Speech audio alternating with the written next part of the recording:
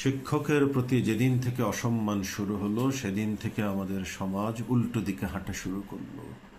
উল্টো দিকে হাঁটতে হাঁটতে আমাদের সমাজ খাদের শেষ প্রান্তে এসে দাঁড়িয়েছে। এখন শুধু টুপুস করে পড়ে যাওয়া বাকি আছে। যখনই পড়ে যাব নিকষ কালো অন্ধকার আমাদেরকে ছেয়ে ফেলবে। আমাদের সর্বশক্তি, আমাদের সর্বস্ব হলো যুব সমাজ। সেই যুব সমাজ একসময় আমাদের একটা বিরাট গার্ডিয়ানশিপের বলয়ে ছিল। সেই গার্ডিয়ানশিপ ছিল আমাদের পারিবারিক গার্ডিয়ানশিপ, সেই গার্ডিয়ানশিপ ছিল আমাদের সামাজিক গার্ডিয়ানশিপ, সেই গার্ডিয়ানশিপ ছিল আমাদের শিক্ষা প্রতিষ্ঠান সমূহের গার্ডিয়ানশিপ।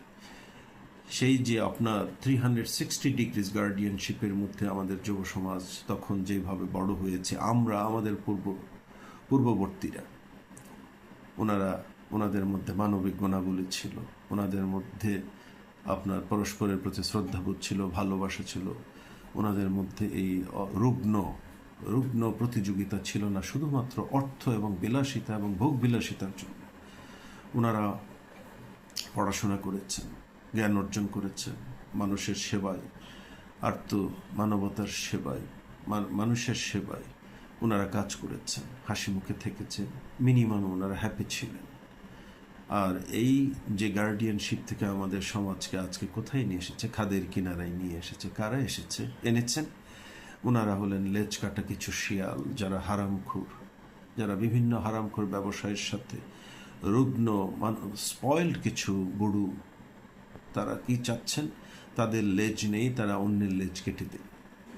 তো আমাদের যুব সমাজকে মিথ্যা আশ্বাস দেখিয়ে, মিথ্যা প্রলোভন দেখিয়ে, একটা কালারফুল জীবন দেখিয়ে আমাদের যুব সমাজকে ওনারা বিভ্রান্ত করে দিয়েছেন। ইতিমধ্যে আমাদের যুব সমাজকে এই বিভ্রান্তির থেকে আমাদেরকে তো উদ্ধার করতে হবে। আমাদের যুব সমাজ কবে ফিরে আসবে সেই গার্ডিয়ানশিপের আওতায়, যারা গার্ডিয়ানশিপকে ভেঙে দিয়েছে আমাদের সমাজ ব্যবস্থা থেকে?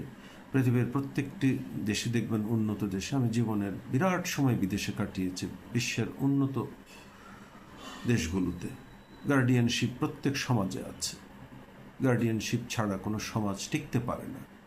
সেই অভিভাবকত্ব বা গার্ডিয়ানশিপ যদি সমাজে না থাকে, কোনো না কোনো একটি স্তরে, হতে পারে সেটা পরিবার, হতে পারে সমাজে, হতে পারে আইনে, হতে পারে শিক্ষা প্রতিষ্ঠান সমূহে। কিন্তু আমাদের দেশে দেখুন, পরিবারে আমাদের অবস্থা, পরিবারে গার্ডিয়ানশিপ, পারস্পরিক শ্রদ্ধাবোধ, পারস্পরিক ভালোবাসা, পিতামাতার প্রতি সন্তানের দায়িত্ব, কর্তব্য, দেখুন ভাইয়ের প্রতি ভাই, বোনের প্রতি বোন, সমাজের প্রতি, সেগুলো কি আছে এখন? এই প্রশ্নের উত্তর আপনারাই দিবেন। তারপরে দেখুন গার্ডিয়ানশিপের অবস্থা আমাদের শিক্ষা প্রতিষ্ঠান সমূহে শিক্ষা কোথায় গেল? যে ছাত্ররা শিক্ষকদের আদর্শে, শিক্ষকদের ভালোবাসায়, শিক্ষকদের গুণে, শিক্ষকদের শিক্ষা গুণে কর্মে অনুপ্রাণিত হয়ে সেই ছাত্ররা একদিন বলতেন, আমি অমুক শিক্ষকের মতো হব, আমি তমুক শিক্ষকের মতো হব, আমি দেশকে ভালোবাসবো, আমি পিতামাতাকে ভালোবাসবো, আমি দেশকে দিব, আমি জ্ঞানের জন্য পড়াশোনা করছি। তা আমাদের সময় যে পড়াশোনা ছিল, সেই পড়াশোনা, সেই বই পড়া, সেই আদর্শ আপনি দেখতে পাচ্ছেন? উত্তরটা আপনি খুঁজে মেলাবেন যে দেখতে পাচ্ছেন কিনা। দেখুন আইনের মধ্যে কি আছে গার্ডিয়ানশিপ? আইন বলতে, আইনের কাছে আজকে যদি আপনি আশ্রয় চান, যে আমি আপনার কাছে সাহায্য চাচ্ছি, আমি একটা বিপদে আছি, অধিকাংশ ক্ষেত্রে আমরা কি দেখি? আপনি উন্নত দেশে দেখুন তো। আমি তো পৃথিবীর বহু উন্নত দেশে বহু বছর কাটিয়েছি। রাষ্ট্রের কাছে, আইনের কাছে কেউ যদি সাহায্য চান, যে আমি বিপদে আছি, আমি জুলুমের মধ্যে আছি, যে কোনো জুলুম হতে পারে, তখন রাষ্ট্র তার জন্য কি করে? আমরা কি করছি? আমাদের কথা আমি আমার মুখে নাই বললাম, আপনারা একটু তাকিয়ে দেখুন তো কি হচ্ছে। পরিবারে নেই, সমাজে নেই, ক্লাসরুমে নেই, রাষ্ট্রীয় ব্যবস্থাপনায় নেই, সামাজিক ব্যবস্থাপনায় নেই। দেখুন তো, উন্নত বিশ্বে অনেক বড় বড় ব্যবসায়ী আছেন, যারা সমাজের জন্য অনেক বড় বড় কাজ করছেন, আমি নাম নিতে চাই না, আপনারা সবাই জানেন। ওনাদের সমাজের জন্য অনেক বিত্তবান লোক, ওনাদের অবদান দেখুন। আর আমাদের সমাজের দিকে তাকিয়ে দেখুন তো, অনেক বিত্তবান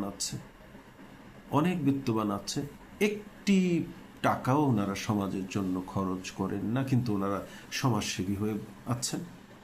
ওনারা হারামখোর, ওনারা স্পয়েলড, ওনারা লেজ কাটা বড়োদেরকে দিয়ে এই পৃথিবীকে, আমাদের বাংলাদেশকে আপনি কি দেবেন? এই লেজকাটাদের হাত থেকে আমাদের সমাজ ব্যবস্থাকে রক্ষা করতে হবে। দেখুন, সামাজিকভাবে আমাদের দেশে অনেক উদ্যোগ হচ্ছে, সব উদ্যোগ বাহবা, সব উদ্যোগ ক্যামেরার সামনে, সব উদ্যোগ বিদেশিদেরকে দেখানোর জন্য, যেন বিদেশির থেকে লিল্লা আসে, সে লিল্লার টাকা দিয়ে ওনারা হারাম খাবেন।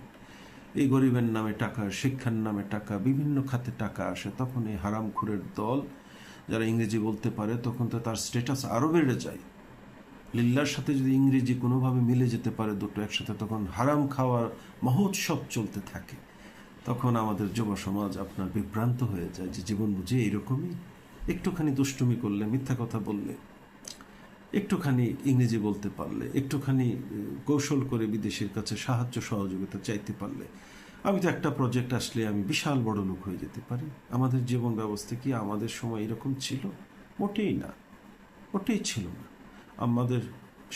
আমরা আমাদের সময় অন্যায়কে অন্যায় বলতাম, অসুন্দরকে অসুন্দর বলতাম, মিথ্যাকে মিথ্যা বলতাম, হারামকে হারাম বলতাম। আমরা হারাম খেয়ে যারা অবলীলায় আজকে ঘুরে বেড়াচ্ছে, আমাদের সময়টা ছিল না।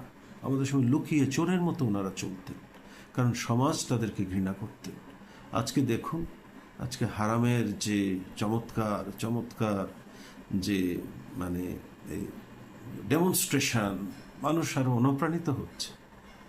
কেন এরকম হয়ে গেল যে হারাম দেখলে মানুষ আগে, যে খারাপ কাজ দেখলে মানুষ আগে সামাজিকভাবে মানুষকে আপনার অপছন্দ করত, আজকে দেখুন সমাজ কিভাবে ঘুরে গেল।